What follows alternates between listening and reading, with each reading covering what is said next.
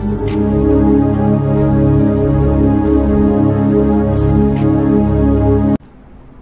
ప్రభువును మన రక్షకుడు అయిన యేసుక్రీస్తు నామమున అందరికీ వందనాలు.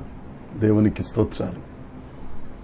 నెమ్మది కలుగజేసే దేవుడు, సంతోషమును అనుగ్రహించు గొప్ప దేవుడు, మనల్ని ప్రేమించి మనకిచ్చిన ఈ మరొక నూతన దినాన్ని బట్టి సమస్త మహిమ ఘనత ప్రభావములు యేసుక్రీస్తు ప్రభువుకే చెల్లునుగాక. ఆ గొప్ప దేవుడు ఈ నూతన దినములో మనలను ప్రేమించి మనకు అనుగ్రహించిన దేవుని యొక్క వాగ్దానము, కృపావార్త. 2వ దినవృత్తాంతముల గ్రంథము 14వ అధ్యాయము 7వ వచనం. అతడు యోధా వారికి ఇలాగు ప్రకటన చేసెను, మన దేవుడైన యెహోవాను మనము ఆశ్రయించితిమి. ఆశ్రయించినందున ఆయన మన చుట్టూను నెమ్మది కలుగజేసి ఉన్నాడు. దేవునికి స్తోత్రం కలుగునుగాక, దేవునికి మహిమ కలుగునుగాక.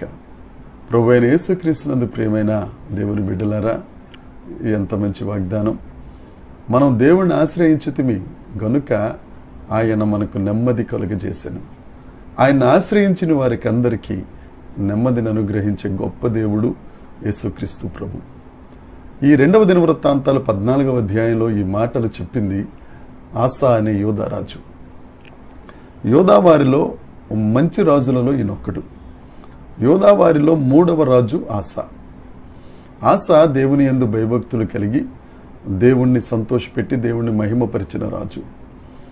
ఆసా దేవునికి అనుకూలముగాను యథార్థముగాను ప్రవర్తించినవాడు. దేవుడు ఆసాను చాలా మంచిగా ఆశీర్వదించారు. అక్కడున్న యోధా వారితో ఆసా మాట్లాడుతూ, మనం దేవుణ్ణి ఆశ్రయించాం కాబట్టి ఆ దేవుడు మనకు నెమ్మది కలుగజేశాడు, ప్రశాంతతనిచ్చాడు, సంతోషాన్ని ఇచ్చారు, సమాధానాన్ని ఇచ్చారు. నా ప్రియ దేవుని జనాంగమా, నెమ్మది లేకుండా బాధపడుతున్నారా? ప్రశాంతత లేకుండా బాధపడుతున్నారా? కుటుంబంలో సంతోషం, సంఘంలో నెమ్మది లేకుండా ఇబ్బంది పడుతున్నారా? ఈ వాక్యాన్ని నమ్ము, దేవుణ్ణి ఆశ్రయించు.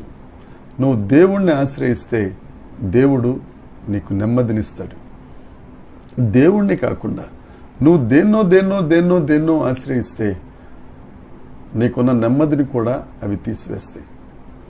మనుషులు నమ్ముట కంటే యెహోవాను ఆశ్రయించటం మేలు కదా.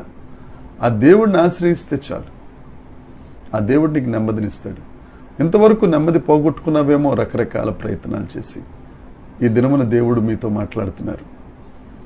దేవుడిని నమ్ముదాం అండ్ ఆశ్రయిద్దాం. ఆ దేవుడు నెమ్మది కలుగ చేయనుగాక.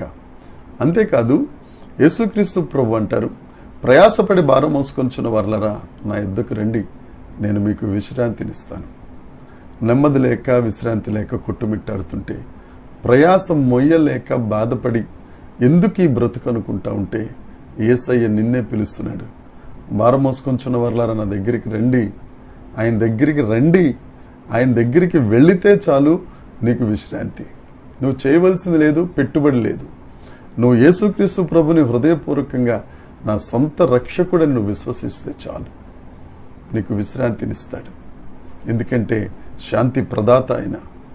అంతేకాదు, ఒకసారి యేసుక్రీస్తు ప్రభు శిష్యులు గలిలయ సముద్రంలో వెళ్తూ ఉంటే ఆ కెరటాలు ఆ పడవ మీద రేగుతూ ఉన్నప్పుడు దేవుడు ఆ గాలిని గద్దించి వారికి నిమ్మళపరిచి నెమ్మదినిచ్చాడు.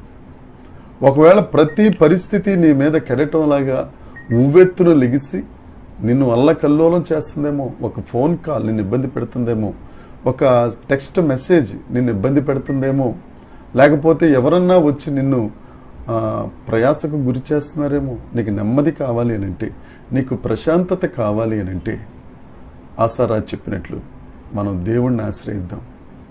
ఆ దేవుడు మనకి నెమ్మది కలుగ చేస్తారు. నువ్వు ఆశ్రయించి చూడు, నెమ్మది నీ సొంతం.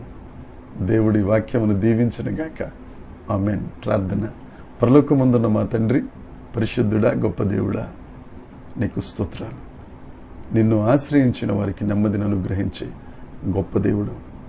నీ దగ్గరకు వస్తే నువ్వు విశ్రాంతినిస్తావు. ఎన్ని అల్లకల్లోలమైన పరిస్థితులైనా నువ్వు ఆజ్ఞాపించగా నెమ్మది, సంతోషం. ప్రభువా, దేవ, మేమందరం మీ దగ్గరికి వస్తున్నాం, నిన్ను ఆశ్రయిస్తున్నాం తండ్రి. దేవ మాకు నెమ్మది దయచేస్తున్నందుకై, మాకు ప్రశాంతతనిస్తున్నందుకే నీకు స్తోత్రాలు చెల్లిస్తున్నాం. నిన్ను మహిమపరిచే వారిగా మేము బ్రతకగలుగుటకు నీ కృపను అనుగ్రహిస్తున్నందుకే నేను స్తుతిస్తూ, సమస్త మహిమ ఘనత ప్రభావములు మీకే ఆరోపిస్తూ యేసుక్రీస్తు నామమున ప్రార్థించడిగి వేడుకొనుచున్నాం తండ్రి. ఆమేన్. దేవుని కృప మనందరికీ తోడై ఉండును గాక.